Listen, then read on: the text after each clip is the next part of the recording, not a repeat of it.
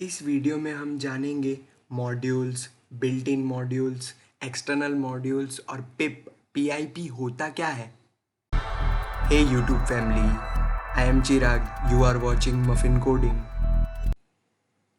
तो पहले जानते हैं मॉड्यूल्स क्या होता है। यार देखो, पहली कोई भी इन्वेंशन अच्छी नहीं होती, बट उसके अंदर धीरे धीरे अपडेशन आते रहते हैं।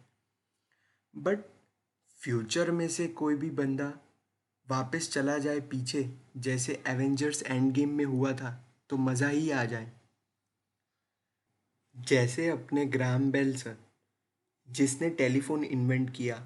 अब कोई आज का बंदा ग्राहम बेल सर के पास चला जाए और स्मार्टफोन दे के आए तो मज़ा ही आ जाए, और हम क्या पता और आगे चले जाए। इसका मतलब ये है, पहली इन्वेंशन जो होती है वो इतनी अच्छी नहीं होती। यार देखो, मॉड्यूल्स एक पाइथन फाइल है, पर वो प्री डिफाइंड होती है। अब रैंडम का कोड आप पहली बार तो अच्छा नहीं लिख पाओगे, पर जो एडवांस डेवलपर्स है, जिसने बहुत बार कोड लिखा है, वो तो आपसे अच्छा लिख ही सकता है। इसका मतलब बहुत सारे मॉड्यूल्स बिल्ट इन होते हैं और कुछ डाउनलोड करने पड़ते हैं। तो हमारे पाइथन में बिल्ट इन मॉड्यूल्स और एक्सटर्नल मॉड्यूल्स होते हैं, जो हमको एक्सपीरियंस डेवलपर या कोडर दे जाता है, ऐसा समझो।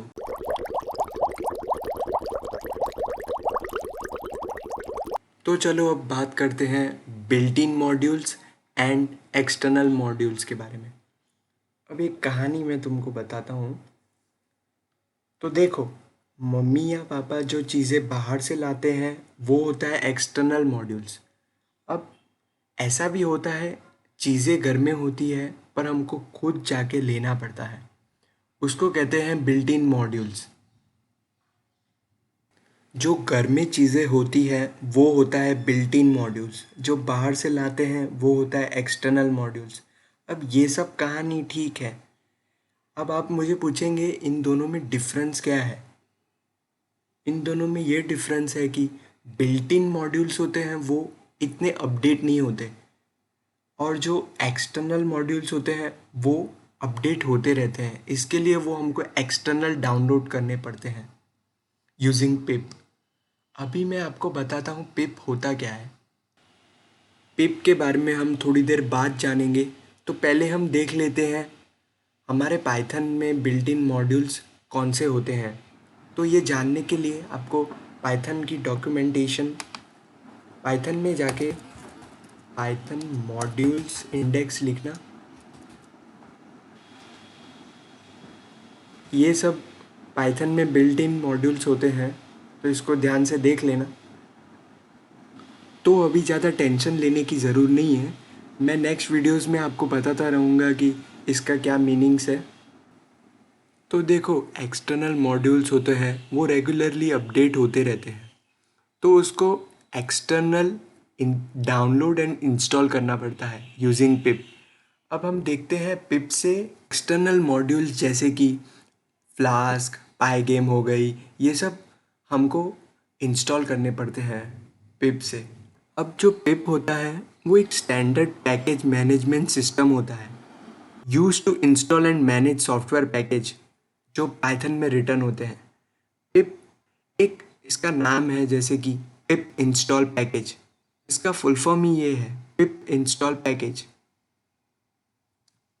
तो चलो पहले देखते हैं एक्सटर्नल मॉड्यूल्स कैसे इंस्टॉल करते हैं यूजिंग पिप।